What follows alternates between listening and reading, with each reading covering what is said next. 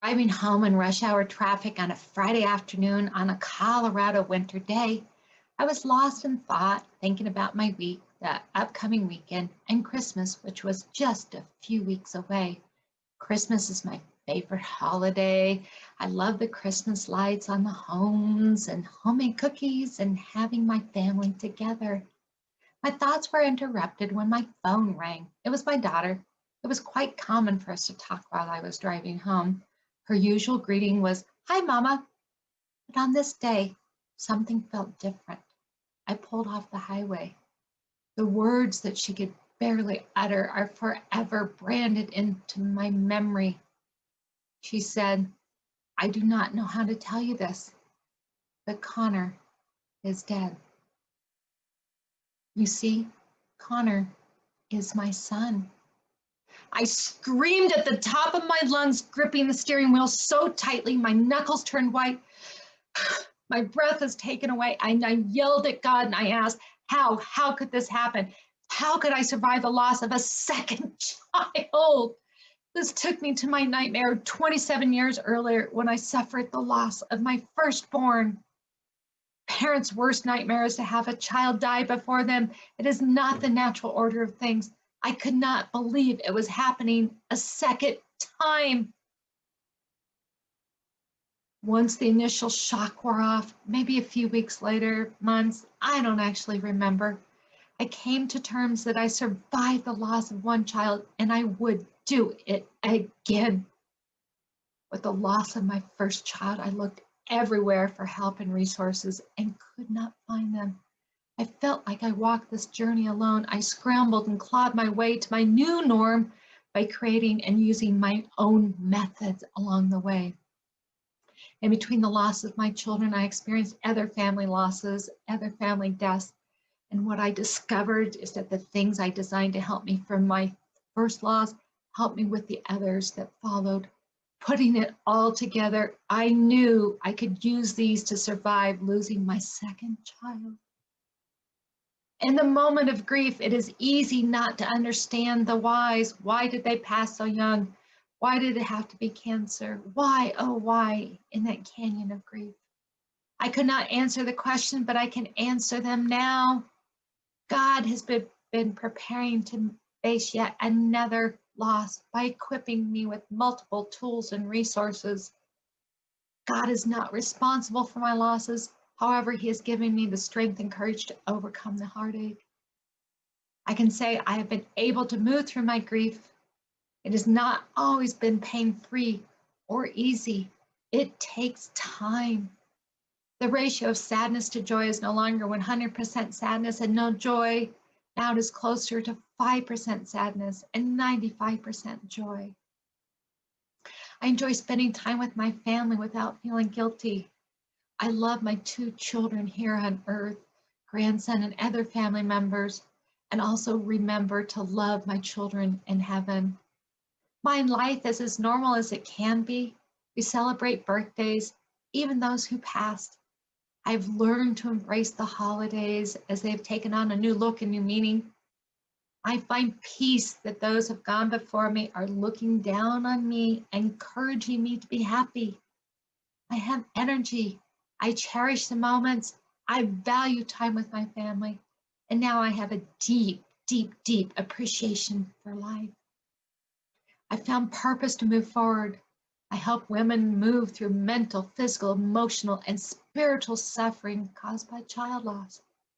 That is when I wrote Life After Child Loss, the Mother Survival Guide to Cope and Find Hope, Find Joy. Became a grief coach also. Now, not everyone who loses a child would become a grief coach or write a book. You can move through your loss and move into your new norm. That is a great place to be. In the next 40 minutes, I'm going to share with you my 3 most requested tips for coping with anxiety caused by the holidays. Number 1, focus on self-care. Number 2, plan your holiday. And number 3 is to honor your loved one. Regardless of where you are on your loss journey, your first holiday, your umpteenth, or somewhere in between, this presentation will give you practical tools to manage your anxiety. The holiday season is upon us whether you like it or not. Everywhere you look, signs of happiness and cheer appear. However, the holidays are quite the opposite for you. They bring grief and sadness. We're missing those in our lives, especially our children. Others are bustling to gather friends for family celebrations, Thanksgiving and Christmas, and you have a hole in your heart, making it extremely difficult to feel like having any joy. You may want to crawl into bed, pull the covers over your head, or snap at anyone who looks at you wrong, or find yourself crying more than usual. This is all on top of the normal seasonal anxiety from the holidays, including increased demands of the family, expectations to attend gatherings, worrying about money, struggling with time to shop, or figuring out when you will wrap it all. You may question if you got the right present, that they'll like it. You might even be concerned about your family pets. Should they go to the family gathering or be left home alone? My intention is to give you practical tips that you can use today, this holiday season, and future ones. Using these resources, you will experience less anxiety during the holidays. I believe, based on my personal and unique experience, surviving holidays and grief and loss. If you have lost a child, my proprietary process, the best way to address those emotions, overcome health challenges, and find joy. Here in the first part of the presentation, what I want to share with you is self-care. During one of my coaching sessions, one of my clients told me she felt guilty about figuring out how to cope with their anxiety with the upcoming holidays. We spent some time talking about why she felt guilty. We dug into it and processed it, and we came up with something that her sister-in-law said to her. Her sister-in-law told her she should be focusing on her other children and not on herself. She felt guilty about taking care of herself. I shared with her this analogy about the oxygen mask. So if you have traveled on an airplane, you've seen a flight attendant demonstrate how to buckle a seatbelt, where to find the emergency exits, and where to locate the flotation devices. They also demonstrate how to use an oxygen mask in the event the cabin loses pressure. You are traveling with children, elderly, or handicapped. You are instructed to put your oxygen mask on first. You are expected to do this so you can help those around you. If you haven't helped yourself and you're on the ground because you don't have oxygen, you can't help anyone else around you. So when Sarah realized that the coping tools that she was learning were like the oxygen mask, she no longer felt guilty for the time she was taking to learn and practice them. She knew that learning coping skills with the holiday anxiety would make her a better mom, bringing less stress and even hope and joy to her family. So what does self-care mean? What does self-care look like? Well, self-care is what you do deliberately for your mental, physical, emotional, and spiritual well-being. So the physical so often is the most ignored, denied, and disregarded. However, it is still an important piece in your anxiety management and should not be overlooked. It's part of the total package, overall health, happiness, and anxiety reduction. As a mother, you are a caregiver, you want to take care of others, and that desire to nurture is inborn. All of you have different levels of that nurture tendency, and it makes you who you are. That nurturing instinct is also what makes your grief so deep and wide. Once a child is placed in your arms, they have your hearts forever.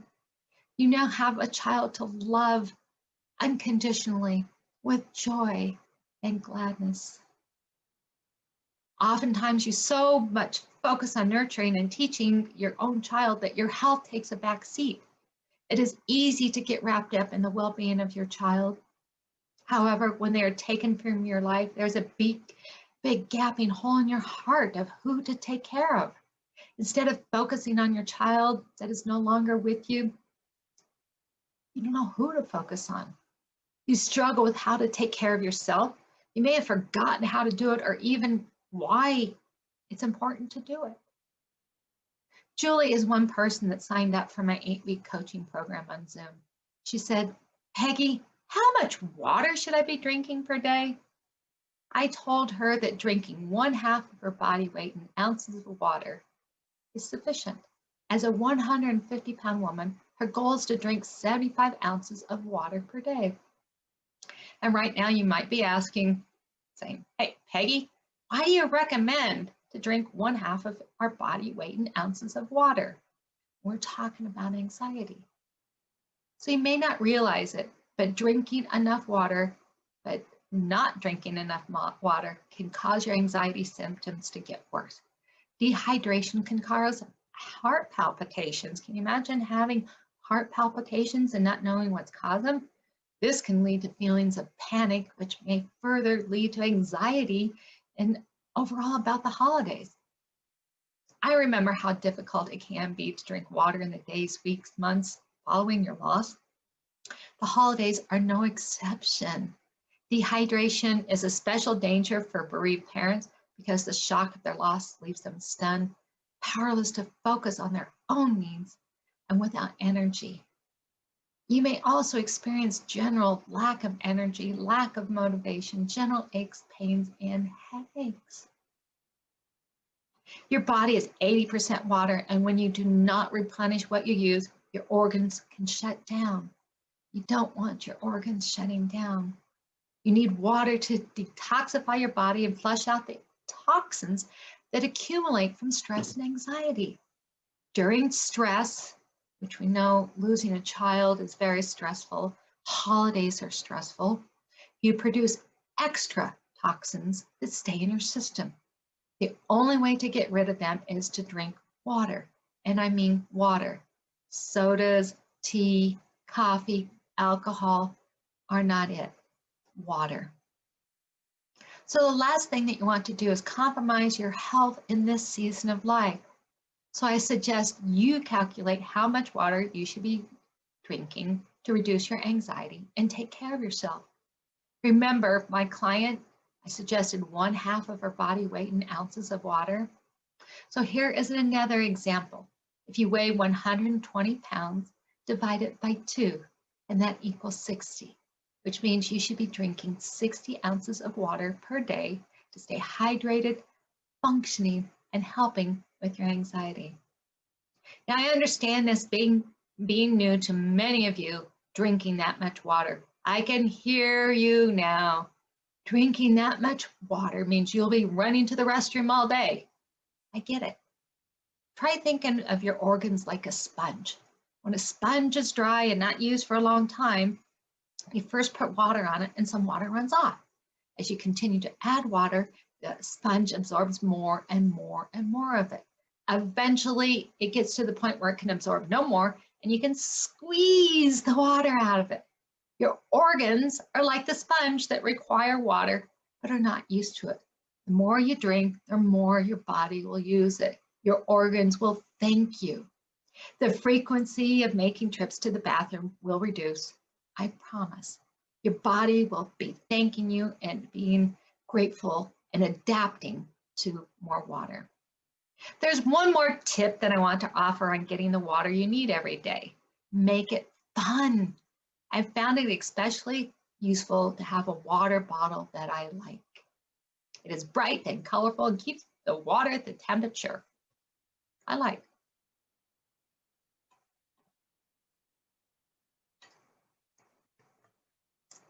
I also know that drinking just 3 of these bottles is the amount of water for me to drink every day. That makes it really easy. So remember that drinking water is a form of self-care that you can start today and can use every day moving forward. Another one of my tips for self-care and anxiety is sleep. I find that it's more difficult than drinking water, though. It's hard to get your sleep. I get it. So anxiety is a unique symptom of sleep deprivation because of the cyclical effect of one on the other. When you're sleep deprived, your anxiety raises. And when your anxiety raises, you're sleep deprived. I know what it's like to struggle with sleep after child loss. It is one of the biggest things to navigate. You may have nightmares, bad thoughts, feel guilty, or just crying. Brain fog, forgetfulness, impaired judgment are also signs of sleep deprivation, along with weight gain, poor digestion, diminished motor skills. Extra stress from the holidays can increase tension, raise blood pressure, cause even more anxiety. These anxious feelings make it difficult to shut off your brain. So again, you could be asking yourself, I'm going, Peggy, how do I shut off my brain? Great question. This is my answer. I recommend getting into a habit of good sleep hygiene. Turn off your brain, turn off your thoughts. So what is sleep hygiene? Simply put, it is the habit of getting ready to go to bed and sleep. It takes work to improve your sleep. However, the payoff far exceeds the effort. Serotonin, the sleep hormone, increases with the more sleep you get. Getting quality sleep is a major step in helping reduce your anxiety. It is during sleep that your physical body heals and your brain relaxes. So follow these simple steps for sleep hygiene. Number 1, stop using electronics at least 1 hour before going to bed. Cell phones emit blue lights that stimulate your brain rather than allowing it to relax. That blue light goes for other electronic equipment as well. Number 2, remove your cell phone from your bedroom. You have a tendency, if it's in your bedroom, to be on it just before going to sleep on social media.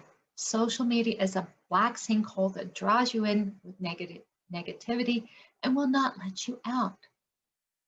Add this to the fact that you are already in a place of grief and unrest, and it's no wonder you have difficulty sleeping. Number 3, remove the TV from your bedroom. Again, the bedroom is a place for rest and relaxation, and you don't want the negativity that comes from it. So as you're going to sleep, those last thoughts that enter your mind are what are on your subconscious mind throughout the night. You don't want to be feeding your mind negative things as you sleep. And my 4th recommendation for sleep hygiene, remove other electronics, laptop, tablet, etc. And if you were using them as an alarm, buy an old-fashioned alarm clock. Number 5, focus on washing your face and brushing your teeth. When you get into a habit, then your body knows that it's going to be time to go to sleep. So make that a habit. Read a non-electronic book. Get back into paper and holding a book. Stimulate that tactile sense. Journal. Journaling is a great way to write down your thoughts, because sometimes we store thoughts in our brains and then we wind up remembering them, trying to remember them all night, or they haunt us. And if you write them down, then you've eliminated those. And the last one is to complete your affirmations, number 8. I am grateful that I help grieving moms. Just last week, I was working with Carol, who lost a child recently. She was experiencing guilt since her child passed away and told me that she could never, ever release herself of the guilt. However, she was not sleeping and had a lot of anxiety as a result of it. When she first started working with me on affirmations, she was afraid. She was afraid because of the fear of judgment for others. She felt others blamed her for everything. Initially, Carol did not believe that saying affirmations could change her life and get rid of her guilt. We met on a webinar similar to this one called 3 Tips to Move Through Child Loss Grief. I'm so grateful that we did. Carol is now giving herself permission to release her guilt. She does her affirmations, has been able to sleep through the night, and noticed she's not as anxious. She understands that others do not blame her for anything. It was all a story she was making up for herself. Affirmations help with anxiety by creating a shift in your anxiety in your mindset. As you know, addressing your anxiety does not happen overnight. So, mindset is a collection of thought patterns and beliefs that shape your view of reality. It's a story that you tell yourself about your identity and about the world around you. Changing your mindset is most beneficial you can do to deal with your emotions and anxiety. It is also one of the hardest. You've probably heard the saying, mind over matter. It is a phrase that refers to one's ability to use subconscious thoughts over physical limitations. It is also your subconscious thoughts that control your mind. So bringing this together to control your emotions and physical activity, you can change your subconscious thoughts. So within those subconscious thoughts are the lies you tell yourself. Do you tell yourself that you do not know how to survive the loss? Can you tell yourself that you do not deserve happiness? You're responsible with your child's passing? You might be saying them to yourself. Someone else may be telling you, or it can be a combination of the two that burns these thoughts in your subconscious mind. It's no wonder you are having difficulty working through your emotions, causing more anxiety when there are untruths guiding every thought and decision you make, whether you know it or not. The more you think the same thoughts over and over and over, the more ingrained they become into your mindset. These thoughts literally form pathways in your brain by connecting neurons over and over and over again.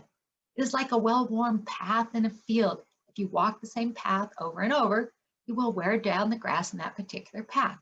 The same thing happens in your brain as you reinforce certain neural pathways through repeated process. And that's how those get ingrained into your brain. Now, I must say, your thought patterns are meant to protect you from harm. Your mind is exceptionally good at doing that. It keeps you from pain, even though pain is necessary to move through your grief. Changing your mindset and subconscious thoughts are a bit harder to work through. You must be vulnerable to the pain and willing to walk through it to heal. It takes a little digging to uncover what your subconscious mind is telling you. So your subconscious mind has immense control over your life experiences, your responses to grief, anger, guilt, sadness, and even the positivity of healing and hope. So once you have uncovered what is lying beneath the surface, affirmations are a good way to reroute and rewire your thoughts. Instead of believing you will never move through your loss, you can have hope for a future. You can release your guilt because you believe you did everything right.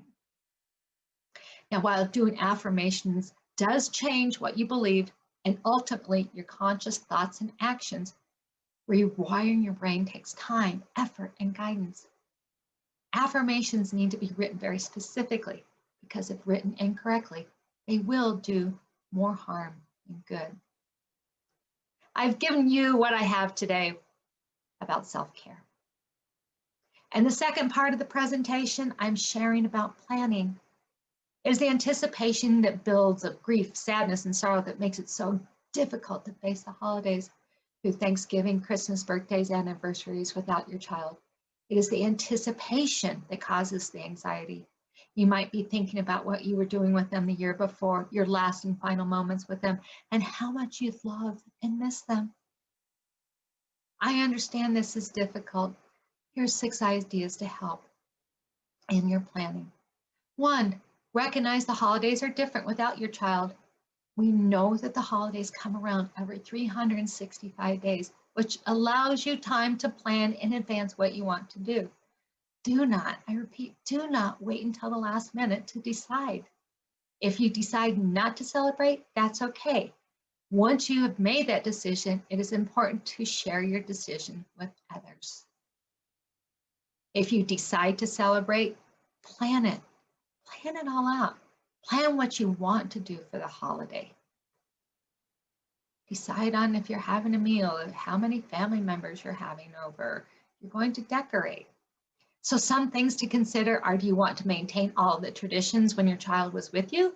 You want to have entirely new traditions, wiping the slate clean? Or will it be a combination of the two that gives you the most peace? Starting a new tradition in addition to the old has been most successful. For example, if you hang Christmas stockings, you may continue to hang one for your child. Then you may add a candle lighting as something new. Do what feels right for you. Number 3, what are your plans to decorate?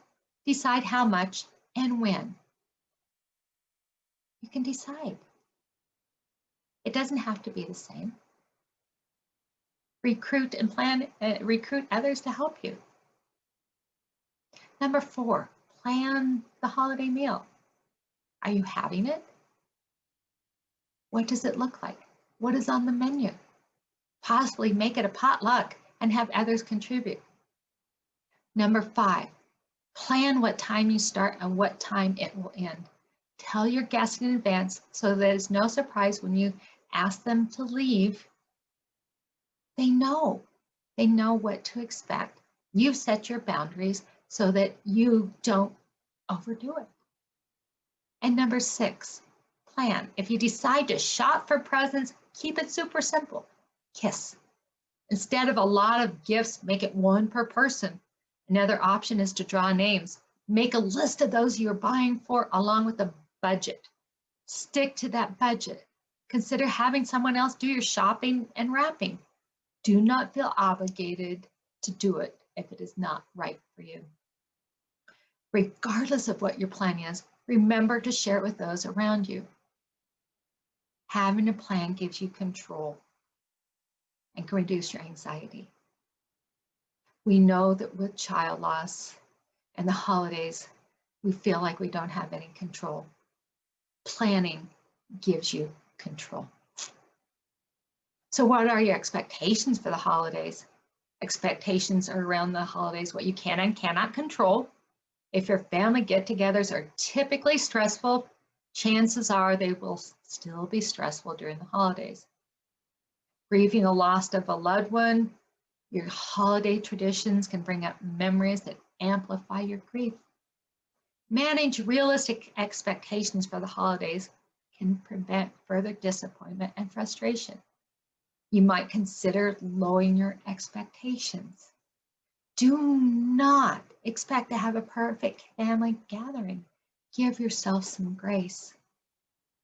Do not expect yourself to commit to more than you can handle. It's okay to say no. Do not expect yourself to run at Mach speed. Here's a way how to manage your expectations and experience at social gatherings. So give yourself permission to experience anxiety. It will happen. And by giving yourself permission, it's okay.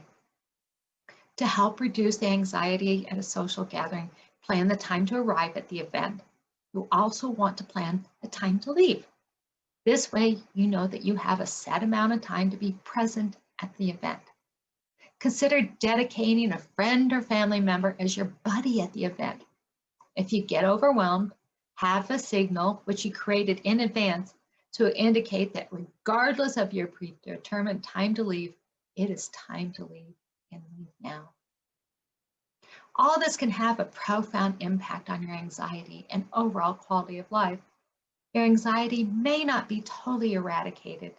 This is a starting point and can give you places to go and tools. Anxiety is an emotion, after all. There's so much more that we can learn. And unfortunately, can't cover it all today. So I have what I can give you today about plans. Our third and final part of the presentation is about honoring your loved one. Last Christmas, one of my clients wanted to honor her son. She got the idea of white envelope in the Christmas tree from an article she read. The white envelope was originally started as a gift to a husband from his wife. Instead of giving a gift to him because he didn't like the Christmas hoopla, she anonymously donated a gift to an organization in need. In the envelope, she left a note telling her husband who his gift had gone to, and she put the envelope in the Christmas tree. JoJo decided that she would donate to the Dumb Friends League in honor of her son. On the outside of the envelope, she wrote her other children's names. She neatly tucked a note inside telling them where the gift in honor of their brother had gone. They all decided this was the best gift to remember their brother by. It's something he would have liked. So honoring your child is one of my favorite ways to reduce holiday anxiety. It helps to know your child is not forgotten. As a mother, losing a child is horrible. However, in the aftermath, the fear of their memory fading is almost as bad. You want to be able to produce feel-good endorphins and reduce your tension and anxiety. And having plans and remembering your child helps with those.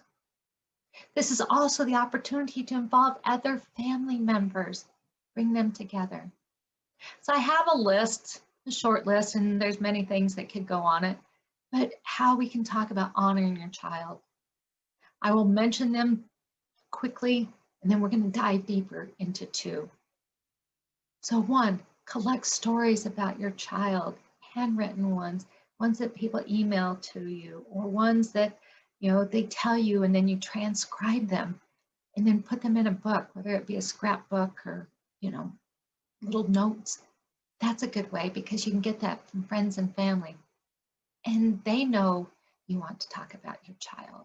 And you can express your gratitude for their memories. Number two, have a moment of silence. This helps to bring up good memories. Have that. Number three, create a new tradition. We've talked a little bit about a new tradition. It can be whatever you want. And number four, volunteer at a charity your child would like or approve of or had been involved in that will honor them. Number five, donate a holiday meal to a family in need. We often hear that we don't want other people's problems. We'd rather have our own because theirs are much worse. And when we give to others, that also increases our endorphins in doing it in honor of our child. You may want to visit your child's gravesite. That's number six. Or light a candle. That's a new tradition. Number eight, prepare your loved one's favorite dish or meal and let everyone enjoy in it. Number nine is to set an empty seat at the table. We'll be talking a little bit more about that. And number 10 is start a foundation in your child's name. So for those of you lost a loved one, thinking about the empty chair at the holiday table may intensify grief in all its complex manifestations: sadness, anger, resentment, anxiety, guilt about the loss, and yes, sweet joy, sweetness, gratitude that the person was in your life. These are conflicting emotions, but they can exist. So setting an empty seat at the table is a great way to honor your child. It is a place setting much like you have for your other guests. However, no one sits at it and it remains unused. Place a picture of your missing loved one directly above the plate. In the water glass, the empty water glass, place a special ornament. The ornament could be one your child liked, one that was theirs, one that reminds you of them, one that's customized. It's really a great place to put an ornament. It's also a nice touch to have a printed copy of the empty chair poem. Have someone read it aloud. It goes like this. The empty chair. Time cannot heal the emptiness or fill the empty chair. The one that's in the family room. I see it empty there. Or the chair that's at the table where together we would dine. Although I sit there, the only hands that pray are mine. Still, I give thanks to God each day. I pray this prayer comes true. You save an empty chair for me when I come home to you. You can set an empty seat for your child this holiday. Having them remembered and close to you in spirit will help reduce your anxiety and help those others around you. So talking about forming a foundation and organization in honor of your child. If you want to make a big difference in the world in a big way and you have the money to do it, you might consider starting a private foundation. Private foundations are a special type of nonprofit that gives money away on charitable purposes. You could do it to create a legacy. Name the foundation after your child as a way to honor them. So before you establish a foundation, consider the people or groups that would benefit from your support. Would it be an organization that your child would have been involved with? Research and learn their needs and see how you can help. Now, I must say a foundation, starting one, is not something to take lightly. You will need to know how to fund it, who will be on the board of directors, and how to drive its mission. Now, if that's too much, consider getting involved in a foundation that already exists. Mothers Against Drunk Driving, or MAD, is such a foundation. Whatever you decide, focusing on the needs of others and honor of your child is a fantastic way to boost your spirits. Those endorphins then helps with anxiety. So as difficult as it seems, you will survive the holidays in one piece. Because of your grief, this holiday might prove to be an exceedingly difficult experience. However, you will get through it and come out on the other side stronger than before. That said, it's also fine to have a good time in spite of your grief. And happiness, if it slips through your window of grief, allow it to happen and enjoy it. You will not be doing your loved one an injustice by feeling joy. The best gift you can give to ones that you love, is that of being true to yourself and living your life to the fullest, even as you adjust to the loss and remember your loved one. One of the most common questions that people ask me is, Peggy, is there a way we can get the same results individually that you offer from your webinars? Yes, as a matter of fact, yes. I offer a brief grief breakthrough session to see if this is a fit for you. So just yesterday, when I was on a grief breakthrough session, a mother felt so lost and lonely. She had no idea where to turn for help or that there was even help available. She signed up for my 8-week coaching program. She is excited to have the tools to deal with her anxiety, be prepared for her tears, her emotions, and know how to handle them.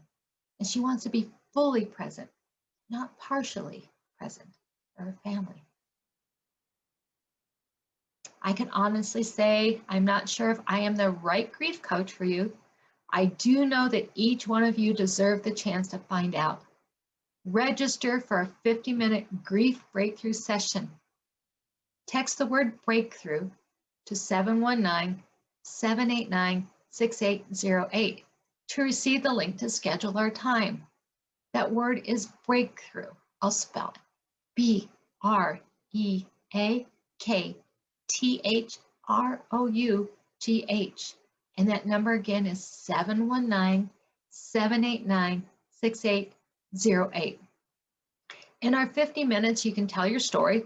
I really want to hear it. Oh, listen, I will ask you some questions so that I understand you. We'll talk about what's going on. You can ask me questions. I want to let you know, I understand. I've lost 2 children. I started helping mothers in their child loss grief when I went through my first loss because I had to figure it out on my own. I had to figure out how to heal. My husband didn't understand. He was not there for me. I felt alone. I was on the journey by myself, and I know what it's like to have your world turned upside down. I bear witness to your loss. We are in the Child Loss Club together. I am your resource. Now, you know that I'm a grief coach. I think each one of you should work with someone, get support so that you desperately want it, so that you can get what you need. What is important is that you move forward. Before you do, before you decide, there's 3 criteria I recommend you use to help with you determining who you will work with. Number 1, consider, does the person you want to work have practical experience with child loss? Yes, I'm the one. I've been through it. Number two, does this person have the passion to be working as a grief coach? I believe lost travelers deserve to have support and guidance to learn with their grief and find joy. And number three, have they personally used the tools and techniques they offer? The tools I share with you are 100% responsible for me being here and able to offer you support. I know deep down the resources I created for myself and use in my coaching practice will work for you. There's a number of people that will put it off, they'll try it on their own. They'll find a year later they come back to me saying they wish they would have done it earlier because they're still in their grief and they're still having difficulty. I will leave you with this. After my second child's passing, I started posting on Facebook. I was vulnerable in sharing my heartache, confusion, and despair. However, having the mindset that I am strong and courageous, my posts were not just grief. They also included my methods and tips on how I was dealing with my loss. There were so many people who responded to my posts. They shared with me they were benefiting by what I was commenting and posting on. Some of them talked about their child loss, others parent loss. Others included the difficult times they're experiencing, such as divorce, changes in job, and anxiety. It was here that I knew I was onto something.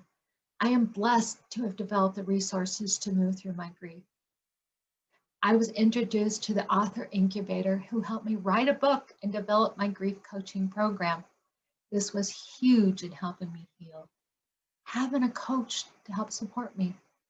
Sometimes we all get stuck in our grief and it takes a coach or a mentor to move us along. I can be that coach for you. I can be the one to bear witness to your loss and get you to where you thought you would never be again. Thank you for joining me.